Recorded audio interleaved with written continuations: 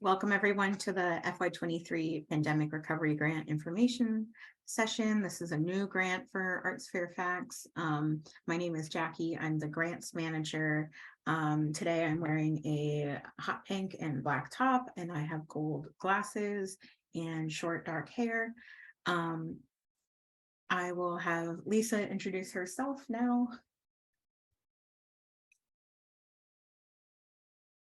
Are you ready, Lisa?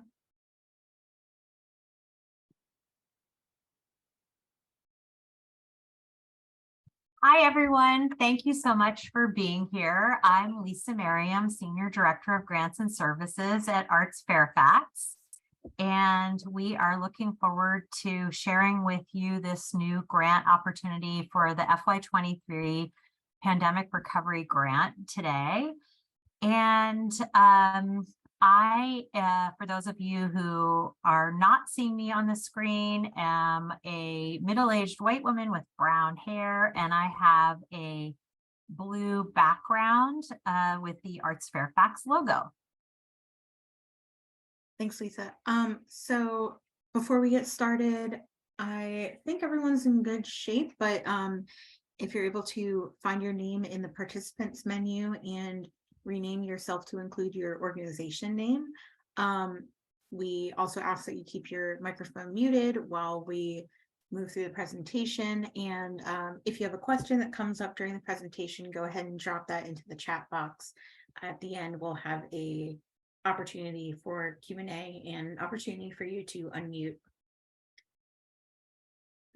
There are three parts to today's presentation. The first line on the agenda is an overview of the grant guidelines. So we'll be going through each component of the grant guidelines that you can read on our website and give a summary of those components. Then we will have a short break and then a walkthrough through the application in our submittable online platform, and then an opportunity for Q&A at the end. This presentation is being recorded and will be shared this week. Most likely, we'll be posting it on our YouTube and hosting it on our website as well. Pass it on to Lisa.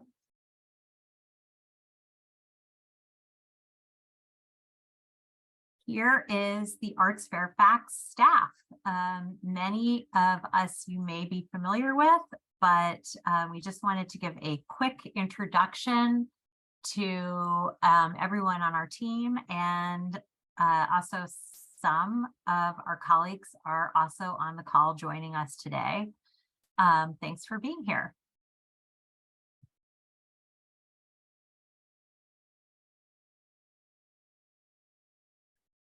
So we'll kick it off with a brief introduction. And I also wanted to start with a land acknowledgement that even though we're virtual today, ArtsFairfax is located on the traditional lands of the Manahoac Nation, and we pay our respect to their elders past, present, and emerging. The land was stolen by English explorers in the 1600s, and because of raids by enemy Iroquois tribes and infectious disease from European contact, the last remaining Manahoac people likely joined the neighboring Monacan tribe. For those of you who aren't familiar with ArtsFairfax, we are the designated local arts agency for Fairfax County, and our mission is expanding support for and access to arts and culture opportunities for all of Fairfax County. And we do this in a number of ways. We have some fabulous community engagement resources through our website. We have an arts directory. I hope that you all are listed on there. And if you're not, after the presentation, take a minute to go on and create your directory listing. Also, you can upload all of your events to our events calendar. And you can see information about our artist residencies, which we're expanding. And we have one of our artist residents with us today, Brad. Great to see you here. We just recently named the Fairfax Poet Laureate And we're continuing to work on the master arts plan for facilities and also public art for Fairfax County. We have a couple of important events throughout the year. We just on October 28th had our Arts Awards, a fabulous event where we recognize artistic contributions and philanthropy in our community. And in April, we'll be reaching out to you about Arts Advocacy Day.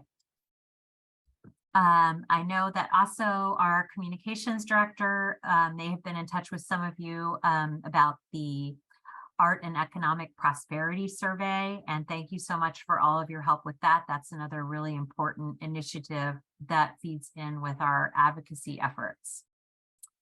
So we have a number of different grant programs as well. Operating support, project support, this new initiative, and another one that we'll be launching this year.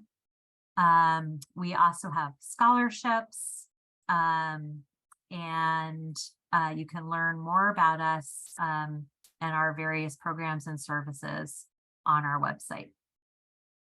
So as for our grants program, we are so excited that we have additional funds from the county this year, $250,000 added to our regranting funds for over $750,000 that we're going to be distributing through our 4 competitive grant programs to arts organizations this year. And as I mentioned, we've already completed operating support, project support. Today, we're here talking about this pandemic recovery grant. And then we have another grant for ticket subsidies that we'll be rolling out early next year.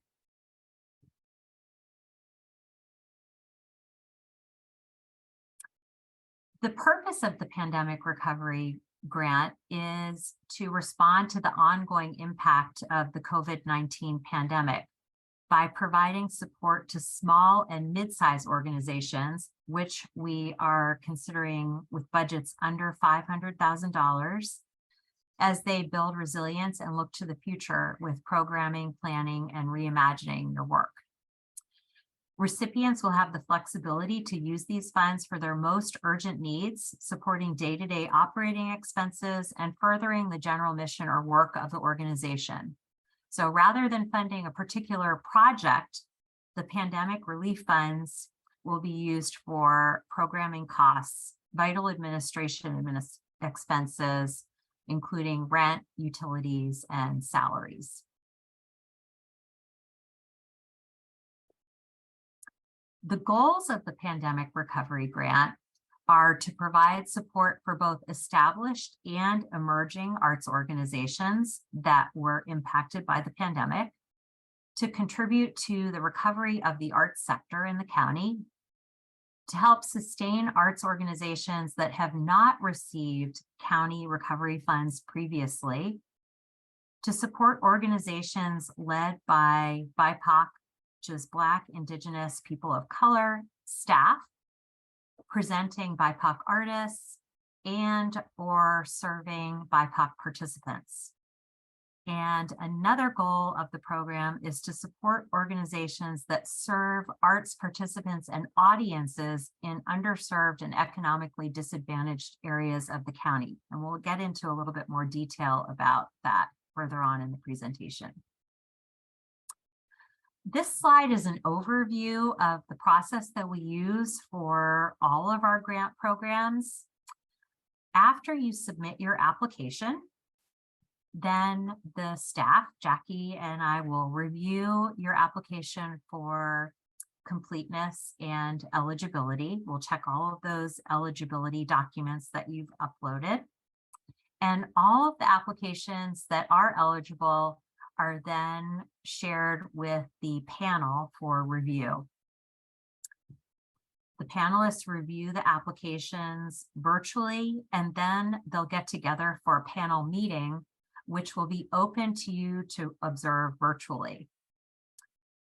Once the panel has reviewed all the applications, we create a ranking And we prepare some proposed funding scenarios, which we present to our grants committee, which is a standing committee of our board of directors with community representation.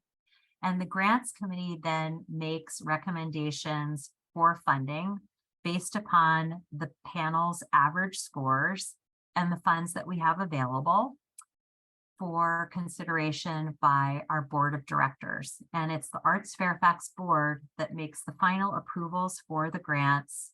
And then we make the announcements of the grants and notify all of the applicants.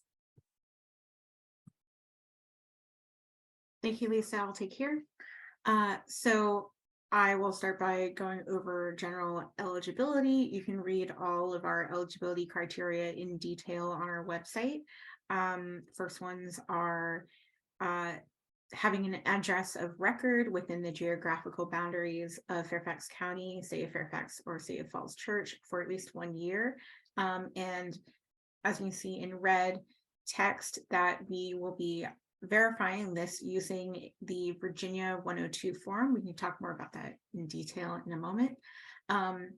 Your organization also has to have a core mission in the creation, exhibition, etc. in the arts, regular activity in a minimum of 4 months or 120 days of the year. And this one is now separated out from other criteria. It used to be bundled together. We also need you to present at least 51% of public arts activities within the boundaries of Fairfax County and the cities.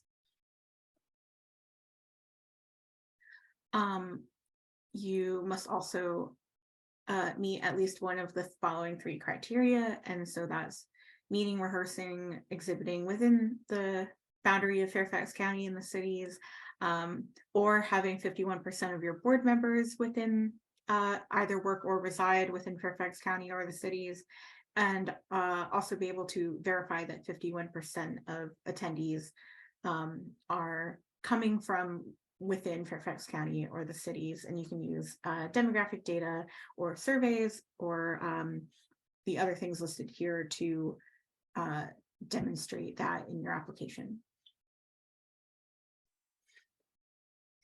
An eligible organization must also be in compliance with all local, state, and federal laws. If you do not hold a 501c3 status on your own, you can use a fiscal sponsor to apply.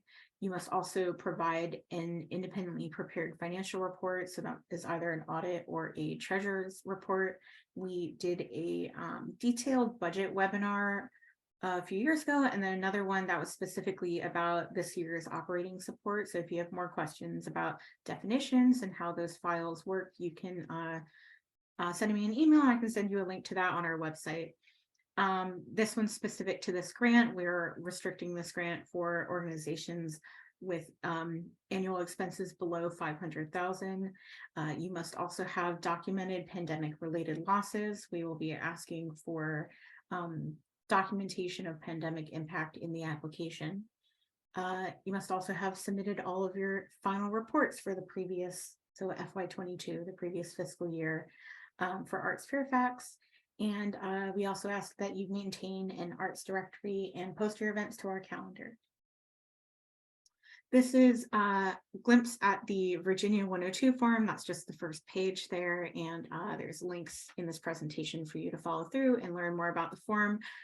This is a form that the state of Virginia, to my knowledge, requires, but if you don't have a recent one on file, you can just submit pages 1 through 3 and 7. It is a pretty long form, but we're only using it to get a signature on what your bona fide physical address is. Organizations that are not eligible include those within umbrella organizations, those that receive line item funding from Fairfax County or the state, departments of George Mason University, and other organizations and foundations that support county agencies. And specific to this one, organizations with expenses over $500,000 are not eligible.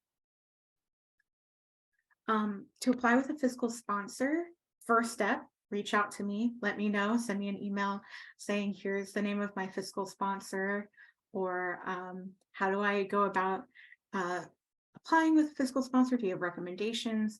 And The following steps will include adding them as a collaborator to your application and then reading the instructions in the application to see which tasks are completed by the fiscal sponsor contact and which tasks are created by or are fulfilled by the applicant.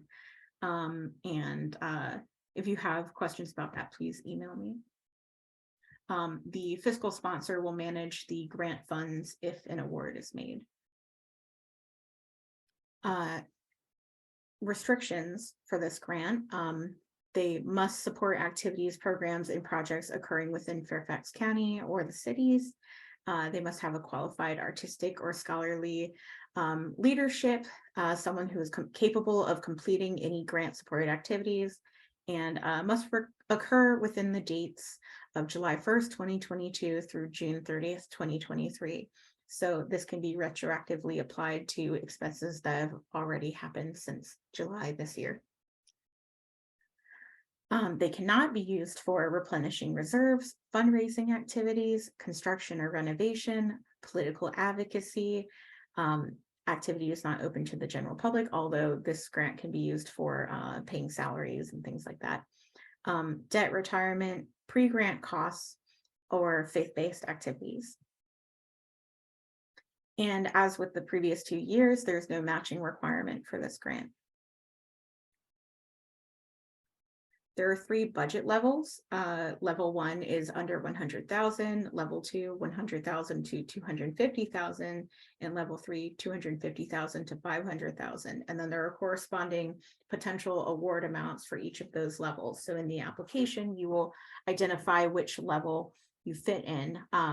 Budget size is determined by the total expenses from your most recently completed fiscal year. So that's your fiscal year specifically. You should not include in-kind expenses on that budget level, as well as pass-through expense. Pass-through income is also not included in any of the budgets. And if you're applying with a fiscal sponsor, you should use your financials, not your fiscal sponsor's financials when answering this question. Pass-through money is money that is collected by an organization and then immediately dispersed, such as collecting art sales and then immediately distributing that back to an artist. Thanks, Jackie. We're going to talk a little bit more now in detail about the review process. So following the grant application deadline, as I mentioned earlier, we'll be reviewing your application for eligibility and completeness.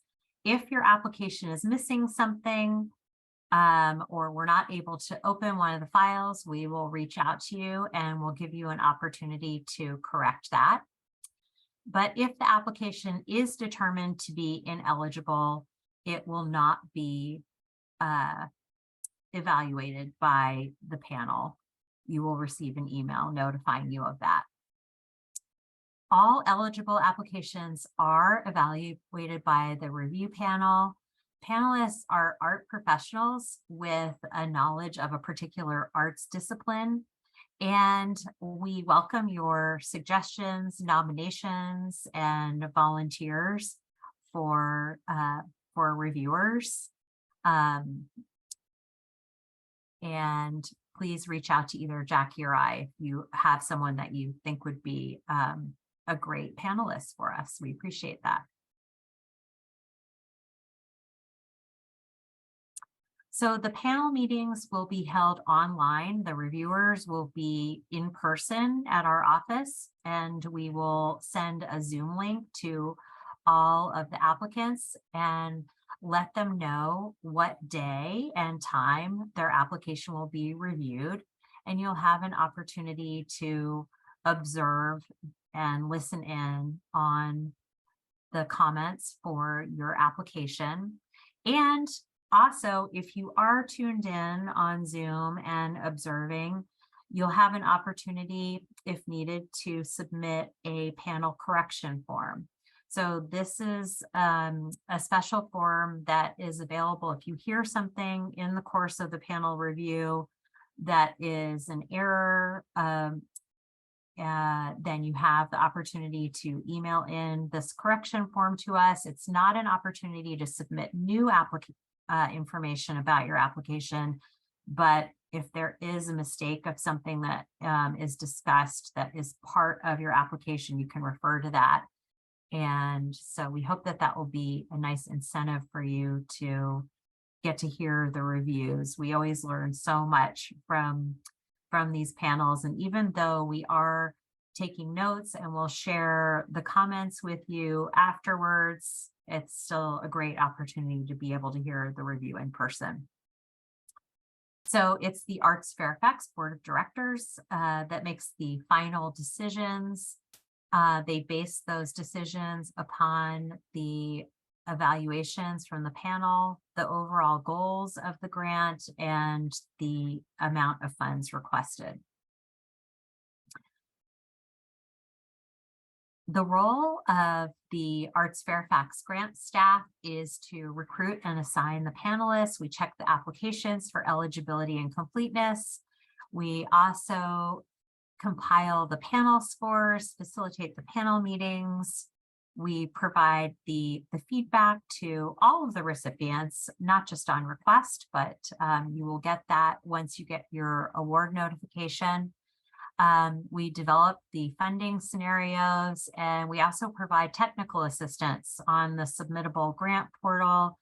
And also, if you have any other questions in the course of completing your application, we're always available to you. And we're also, for this new grant category, offering Friday office hours with the grants manager or myself to have a time set aside when you know you can log on and contact us. But what we do not do is we do not participate in the actual review meeting. So the panel review is only the panelists. We're just there to make sure that they're abiding by our grant guidelines and to facilitate the review. Anything that you might share with us in the course of these meetings or needs to actually be in your application. The application needs to stand on its own. So a little bit more about how we determine the awards. Earlier, Jackie shared with you that for this grant, we will have 3 budget levels, and each budget level will receive a set amount of a grant award. But if we do receive more requests than we have funds available, we may have to grant a smaller amount, and we would do that by our usual process of having a combined ranking. So we calculate the average panel score, then we convert that to the Z-score. That enables us to combine those multiple panels together. And then we convert the Z-scores to a percentage. We have all these calculations verified by our accountant. And we're then able to present a funding scenario to our grants committee for consideration. And as we mentioned earlier, the grants committee then makes recommendations to the full board for approval.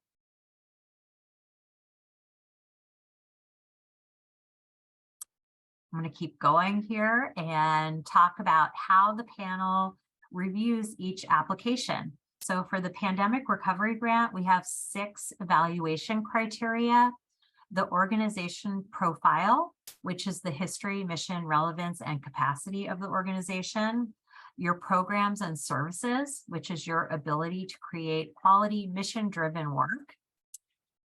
The community engagement, that is your organization's ability to meaningfully engage with the community to achieve your mission. You can go to the next slide for the next criteria. Is your commitment to diversity, equity, inclusion, and access, and service to underserved and economically disadvantaged communities. Then your financials will be evaluated on being able to demonstrate sound fiscal management. And finally, pandemic impact, you'll need to be able to demonstrate that either your finances, participation, or audience has been impacted during the course of the pandemic. And all 6 of these evaluation criteria will be equally weighted.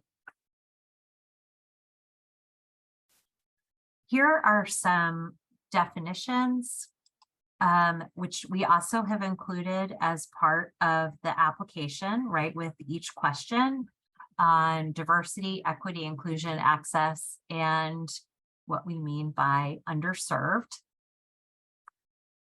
I'm not going to read those out.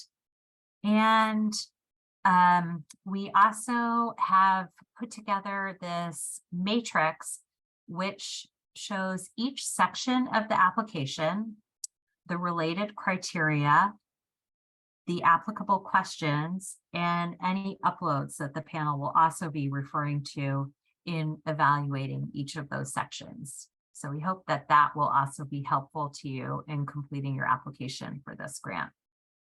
And this is also available on our website under application resources.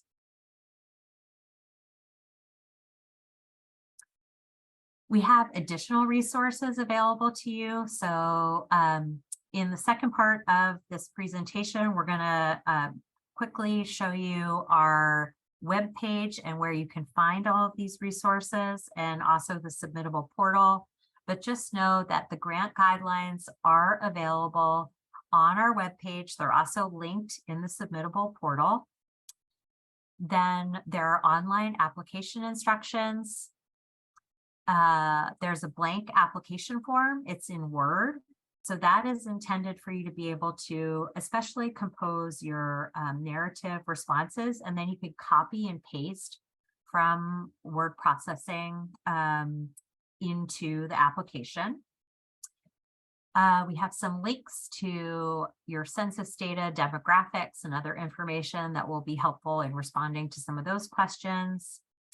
And then a grant communications kit and branding guide for all of our recipients. And of course, we'll also have a copy of this presentation, both the slide deck and the recording, posted on our website. So here in detail are some of these links to resources. I hope you'll explore them if you haven't already. We're so fortunate that our county provides so much information and some really great tools where you can enter in your address, your district, and you can see all kinds of things about income, education, languages spoken, and then some other tools that we found really helpful that you should be aware of as well, including the One Fairfax policy, which is the county's equity policy, this immigration infographic, which is also really great at understanding some of the underserved populations in the county, and some other resources I hope that you'll find helpful. Another way that we can consider areas of the county that are relatively underserved are those that have less arts infrastructure, fewer arts organizations. And we consider that Lee, Mount Vernon, and Springfield districts are relatively underserved by the arts. From this perspective, you can see in this graphic the total number of nonprofit arts organizations distributed across all of the magisterial districts, as well as the City of Falls Church and the City of Fairfax. So we know that there are over 230 nonprofit arts organizations in the county and the cities, but very few located in Mount Vernon, Springfield, and Lee districts.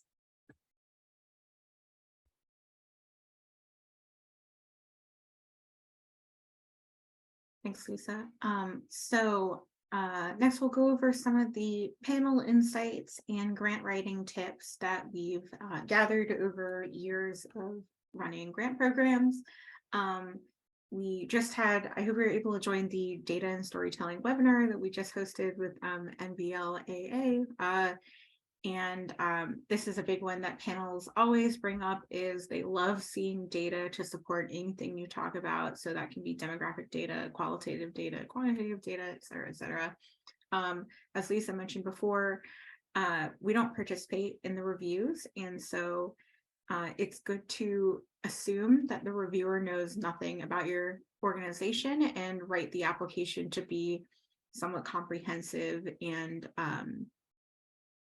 fill in those blanks. I want to add that the reviewer may also not know about your particular art form, since panels will contain hopefully minimum one expert in your field, but will be made up of about 5 experts total. And those other 4 may not know specifically about your art form or what you're practicing.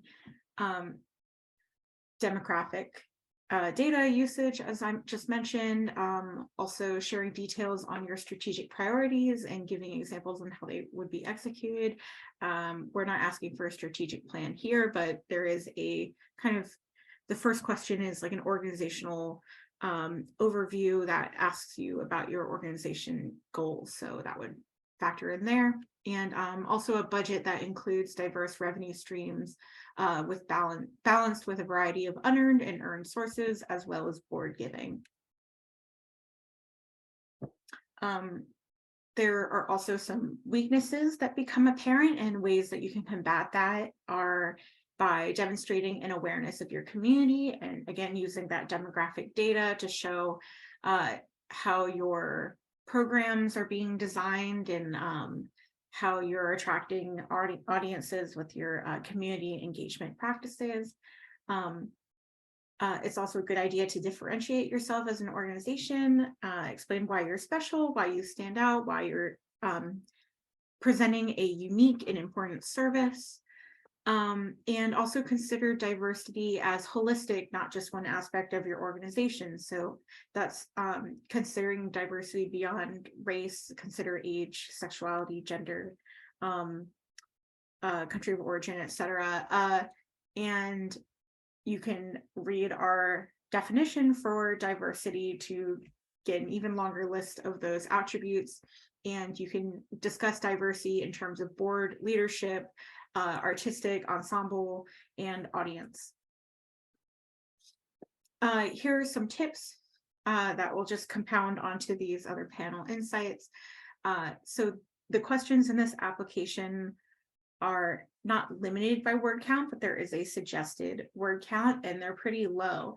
And so that could be a challenge to write a small amount of information, but also keep it very specific. And we're always hearing from panelists, not that they need more information, but that they need specifics. They're not a fan of general information, generalizing.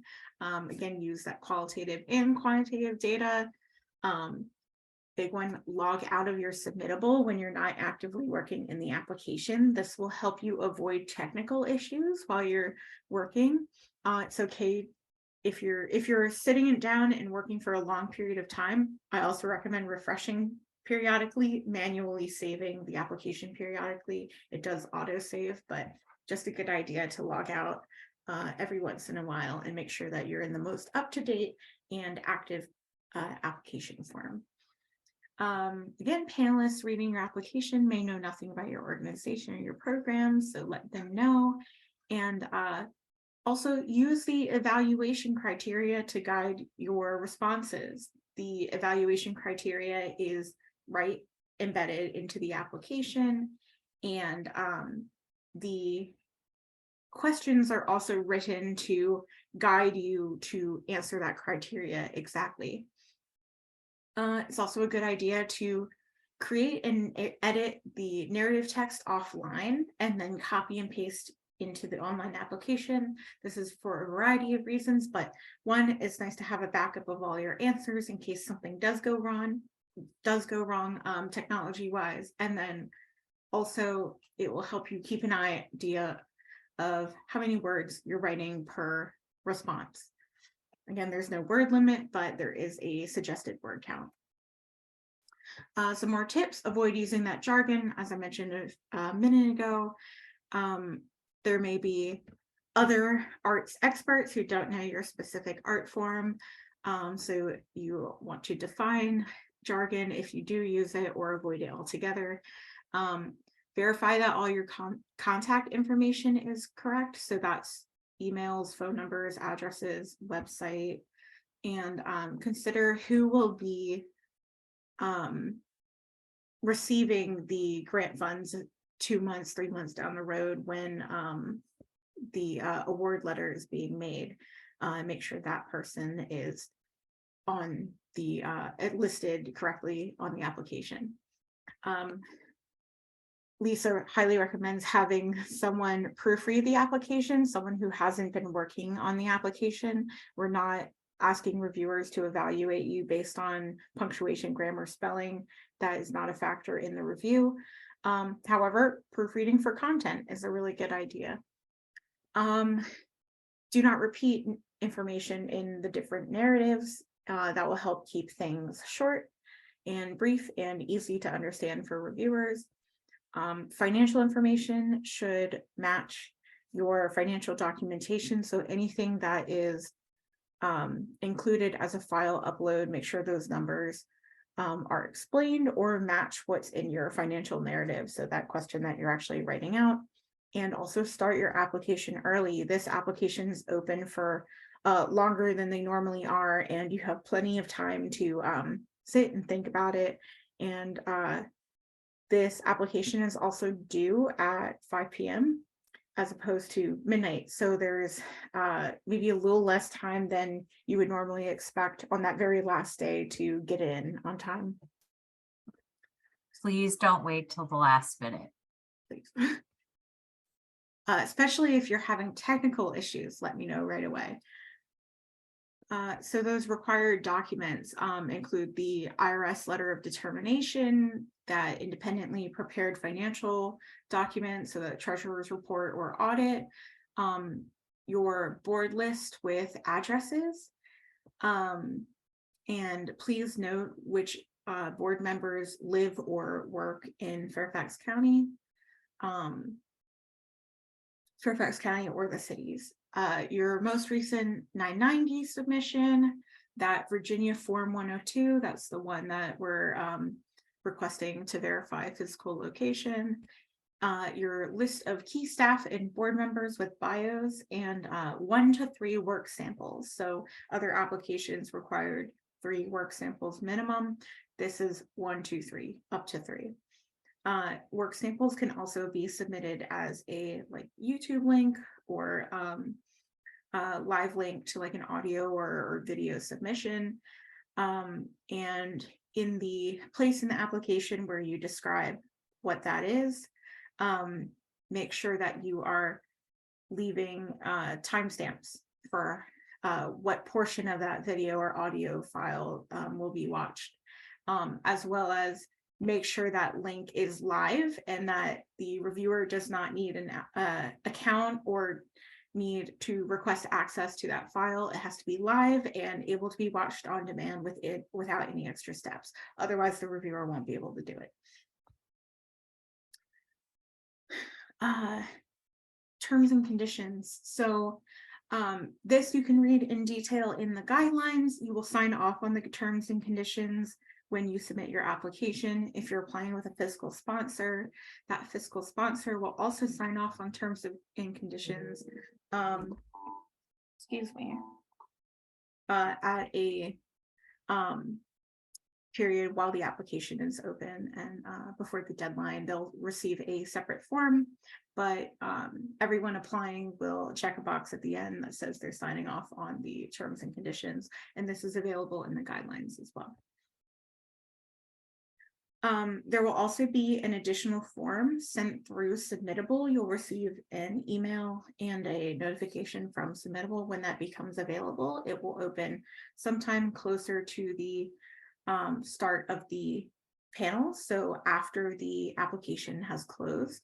And this is your opportunity to provide updated information for the panel to consider. So that might be organizational changes, leadership changes, mission changes, things like that. It's before the application deadline, so you will still Oh, have an opportunity to submit.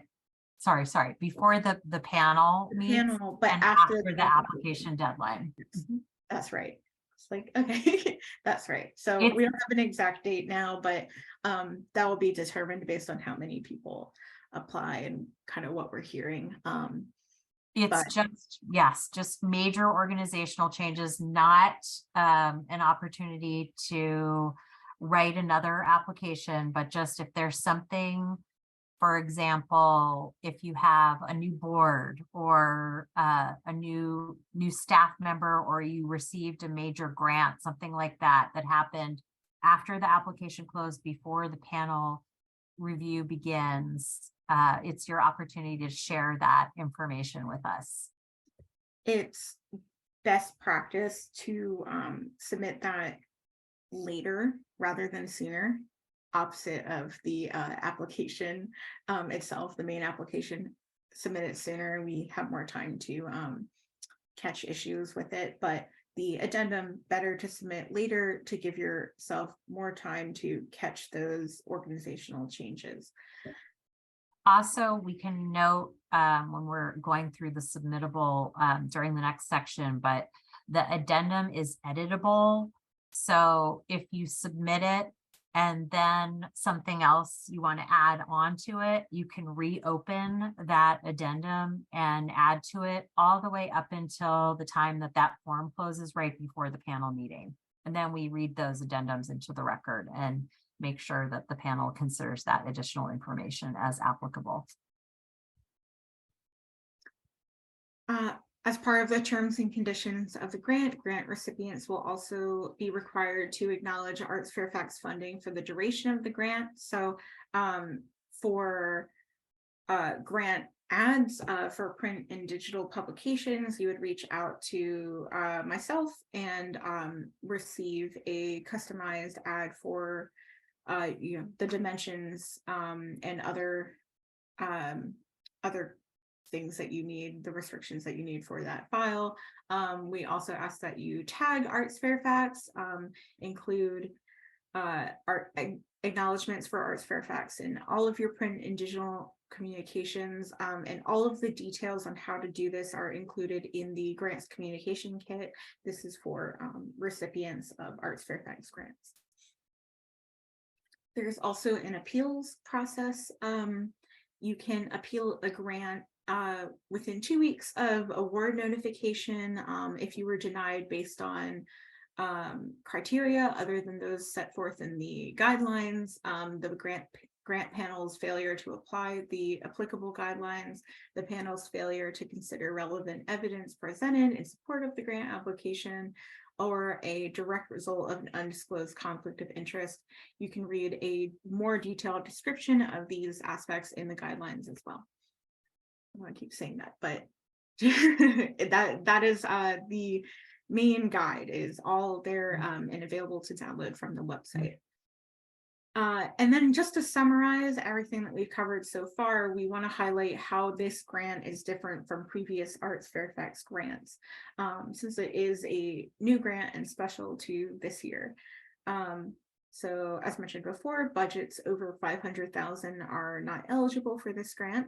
There is a major change in the application. We don't require a cover sheet that describes your work samples to be uploaded. You will simply enter the descriptions and links to work samples in a narrative box in the application. We're also offering grants manager or grant staff office hours. So every Friday, starting tomorrow until the close of the application, there's a special designated Zoom meeting that I will be hosting, or Lisa will be hosting at noon. And that is your opportunity to come in and ask questions specifically about this grant.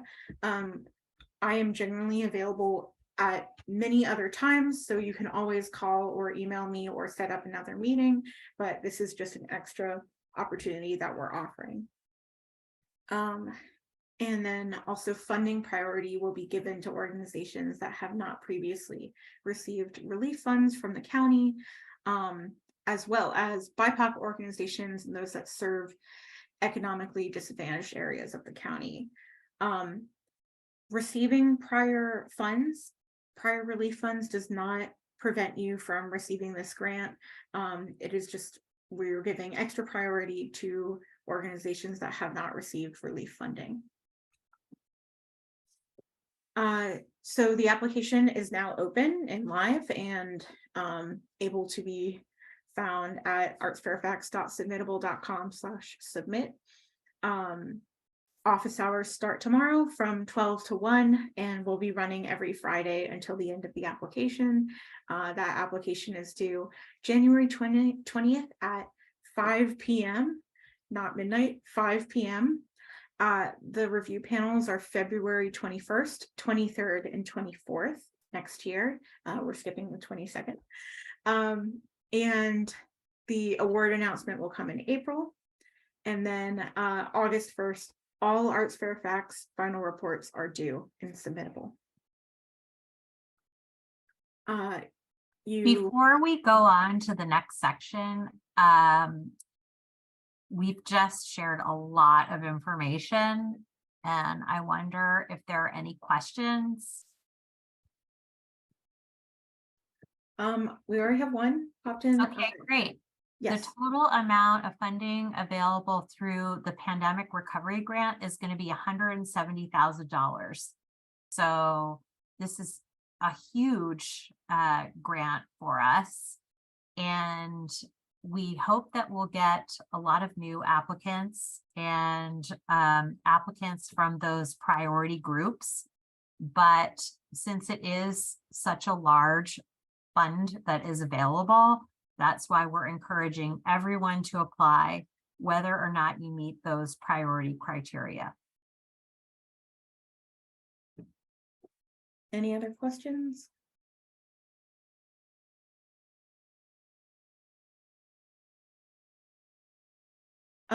To clarify what pre-grant expenses mean, Anne asked, the presentation mentioned that no pre-grant expenses are eligible. Can you please clarify what you mean by that? So that means expenses that were incurred before the start of the grant period. So that's the grant period started July 1st, 2022, and ends June 30th, 2023.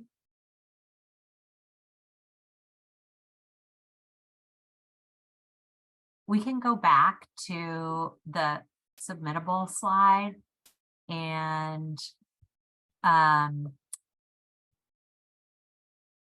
if there are not any further questions, we'll take a really brief break.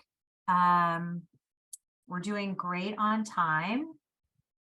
So it is 12:49, and if we'll just take about 5 minutes, and then we'll continue on and we will bring up the submittable portal and also show you the pandemic recovery grant webpage on the ArtsFairfax website. Lisa, can you take the question from Susan?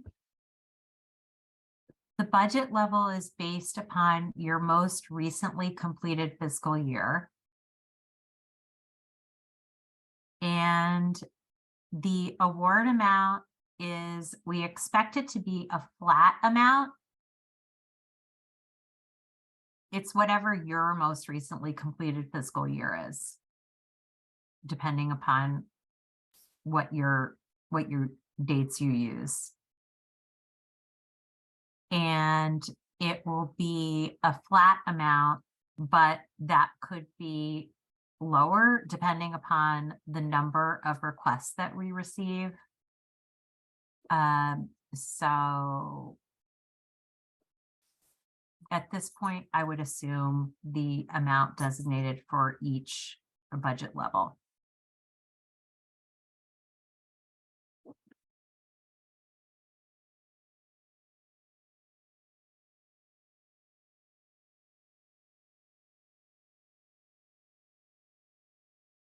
Okay, if there are no other questions, I'm going to move on to the next part of our presentation. Can everyone see the web page? Lisa, can you see the web page I'm sharing Yep. now? Okay, great. So this is the Pandemic Recovery Grants webpage with the general information and dates. That's artsfairfax.org/pandemic recovery. The button to submit your application is now live, and we also have a box for the application resources, as well as where the location of the this recording and the presentation will be posted. I will visit that resources page now. Here is where you can find the downloads for that blank application, as well as the application matrix. And this blank application here you can use to draft your answers before copying them into the web application. That way you have a easy way to share answers around your organization, as well as a backup. And we'll be building out this FAQ as questions appear. I'm going to use the ones that came in through the chat now and update those later. You can also revisit the DEIA definitions, as well as links to the resources that we shared in the application. If you visit artsfairfax.submittable.com/submit from our website, you will find a introduction to ArtsFairfax grants, and then a place to follow through to the Pandemic Recovery Grant.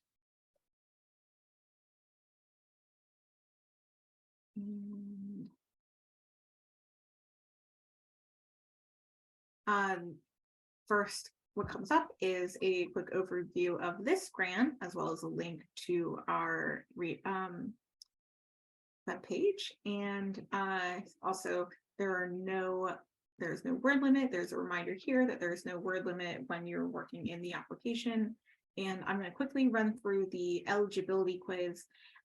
If you answer this quiz and you know that you're eligible and you come out ineligible on the other end of it, please just email us and we can get you started over, and we'll make sure that eligibility is clear. And so I'm going to quickly run through this.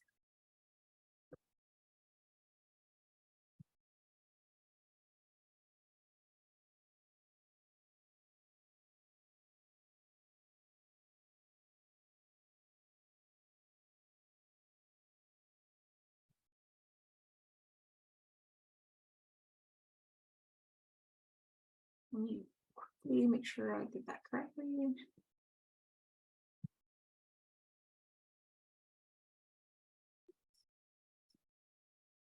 Okay. So after answering the eligibility correctly, you will be determined eligible by the application, but we will check again after your application is submitted to make sure that you've met all of the eligibility requirements.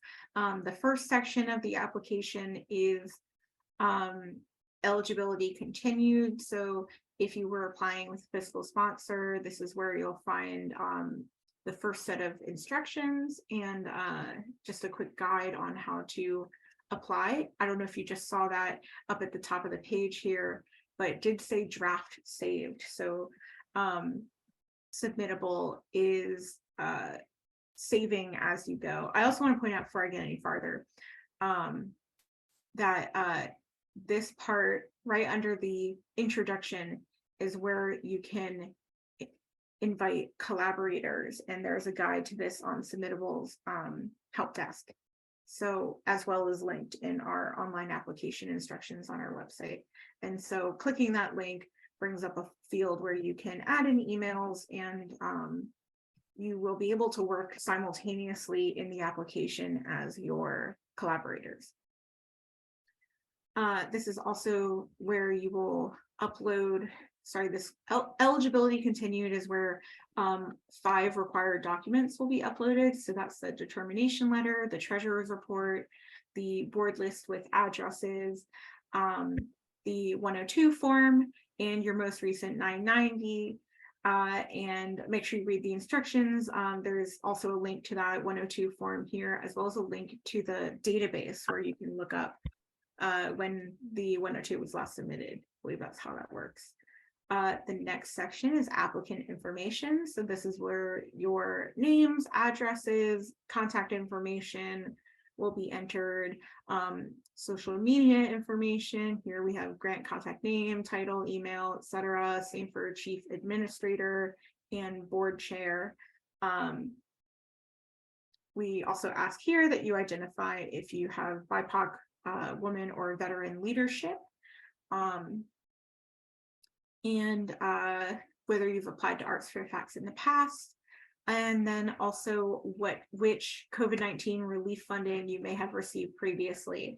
And if it's not listed here, you can check more than one here in this application. If it's not listed here, there is a field for you to fill out where what other relief funding you might have received.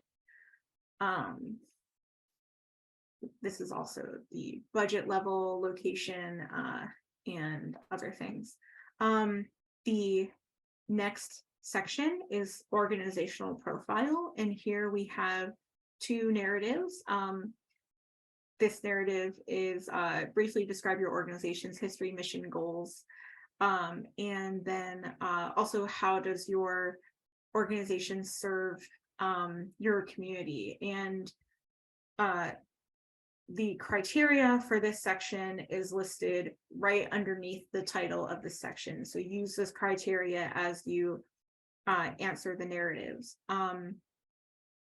This is the only section that has 2 narrative questions that relate directly to the criteria. When you are filling out the narrative, you can also change the size of the box by dragging the 3 lines here in the corner. That might help you out. And then every narrative question has that suggested word count at the bottom, as well as instructions. This is also where you will be uploading the staff bios. The first set of required uploads are all for eligibility, but every other required upload will be in the relevant section, and you can check that application matrix to see how that shakes out with the review criteria. But this is helpful for reviewers to see how does this upload relate to the criteria as well. The next section is programs and services. We have 1 narrative here, and then a place to upload work samples, and then the place to list each work sample, as well as links and timestamps. Then the community engagement section. Again, there's review criteria under each of these headers. And here we have 2 questions, 1 narrative and 1 multiple selection question. Then the commitment to DEIA and underserved communities. Criteria is here. We have 1 narrative and resources for you to use when answering this question. Then the financial section, 1 narrative, pandemic section, 1 narrative, and then the next required upload, which is the pandemic impact documentation. Pandemic impact documentation can include comparative financial records, comparative participation audience records, cancellation notices, etc. And then finally, there is a bonus optional narrative question to ask what else would you like the review panel to know about your organization. So if there's some key brief piece of information that was not covered in any of your previous narratives, feel free to enter it here. Then you can check off to make sure each of your uploads were uploaded correctly. and then fill out, this is e-signature section, grant contact name, chief administrator name, board name one more time, the date of your submission, which will be by selecting the date on a calendar, and then checking that the terms of use, that you've read the terms of use. So again, these are the terms and conditions of the grant that are also included in the application guidelines. It says here at the bottom that my application was last saved 4 minutes ago, and this is why I recommend periodically manually saving your application. And so if I click save draft, I'll get the message here, last saved a few seconds ago, and now I can be confident that my information was saved. If at some point you get a message, maybe up here at the top, that says the form you are using is out of date, refresh the page, make sure that you have a backup of your answers before you do, a backup of those narrative answers that are time consuming to fill out before refreshing the page. But it is a good idea to always log out while you're working or when you're not working in it, and periodically save and refresh. Jackie, will you pop over to what the page looks like scrolling up to the top? Yes. When somebody is working on the application, you don't need to complete it all in one sitting. So if you're working on it, then you go out, and then a couple days later, you're ready to go back and get to work and enter some more of the information. And you need to get back into the application. Let's just show everyone what that looks like, because I know that we do get some questions on that. Thank you. I will show you. So you can go back to the ArtsFairfax submittable, like this page. And I'm not sure. Oh, there we go. There are the due dates. So you can either access it one more time by clicking it here, but let's say it's after the application deadline and you're looking for your submitted copy. It will be up here. If you're not logged in, it will just say my submissions. Since I'm logged in, this upper right hand corner, I will click on the name here and click my submissions, and that will, I'm not sure what is exactly in Rochelle's submissions, but but that will bring me to a place where it says all submissions as well as saved drafts. And you can see here under saved drafts that the pandemic recovery grant is here and ready for me to continue. Now I'll click that continue button here. And you can also see all of your past final reports that have been submitted there. So if you're ever looking for anything, now you know where to find it. I think it's a good time now to jump back to questions. So give me 1 second so I don't have to like turn my head back and forth. I'm going to move things around. The Word document is on the ArtsFairfax Pandemic Recovery Grant webpage under resources. It's this right here. I think we'll change the name to be more clear about what this is. But if you click this button, which I'll go ahead and do, you can see down here it downloaded automatically, and I will open that up and show you what that looks like.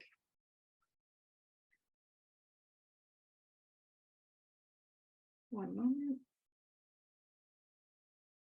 I'll let y'all back. Hold on.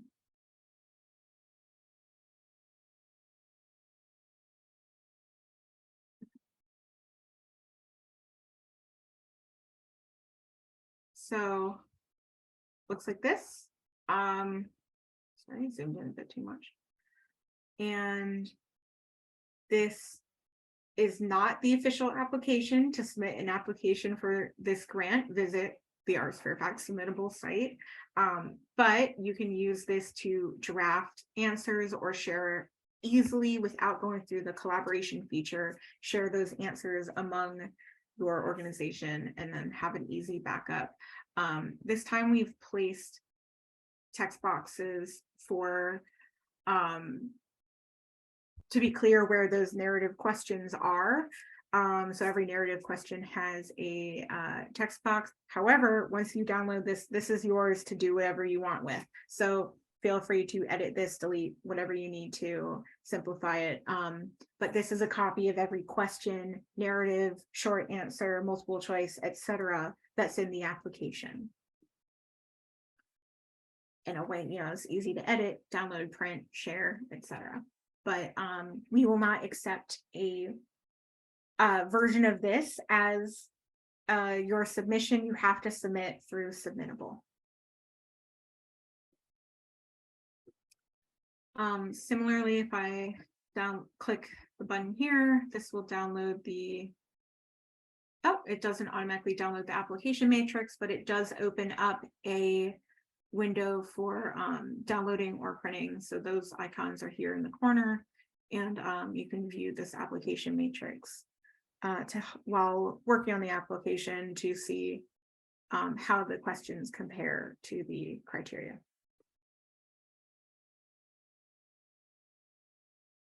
Let's see what's. I'm just going to read out the other question that was in the chat that Lisa answered. Susan asked, for BIPOC leadership, does that include staff and/or board leadership? And Lisa said that leadership includes both senior staff and board. Do we have any other questions about the application or otherwise? I'll say the application has, I close it. No, the application has 8 numbered questions. Those are the 8 questions that relate directly to the criteria, as opposed to relating to like submission or organizational profile, or applicant information. Sorry, organizational profile is one of the criteria. And of those 8 questions, 7 of them are the required narratives. And each of those has a suggested word count between like 100 and 300 words. So we are asking that we are not asking for a word count specifically, but guiding you towards a shorter answer for each of these. Thank you, Jackie. Let's go back over, and we just have a couple of reminders for you before we close out today. And also feel free to type in the chat or let us know if you have any other questions as we're winding up here. But we just wanted to share, of course, our contact information. You can reach out to either of us at any time with any questions, and we hope you'll take advantage of the office hours on Fridays. And we also have a couple of workshops coming up. The final workshop for the business plans and the arts is going to be on November 17th at 11 o'clock. And I also wanted to remind everyone that we reopened the application for the community use of Capital One Hall for the 3rd season. And that application is also live on our Submittable site and closes on December 1st. So if you have not applied for the 3rd season yet, I encourage you to take advantage of this amazing performance venue and the specially negotiated rates that we have available for that for all Fairfax County-based nonprofit arts organizations. And one final reminder that this application for the Pandemic Recovery Grant will close on January 20th. And I want to thank everybody so much for joining us here today, and hope you have a wonderful rest of your afternoon. Oh, there's one more question. Does BIPOC board leadership include any board member or just the president? That would be your entire board leadership, and your senior staff would be considered as the leadership.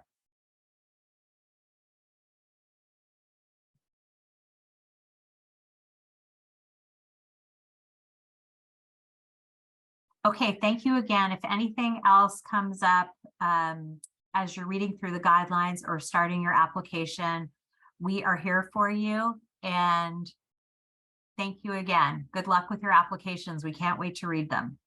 And the applications are open now, so go ahead and get started.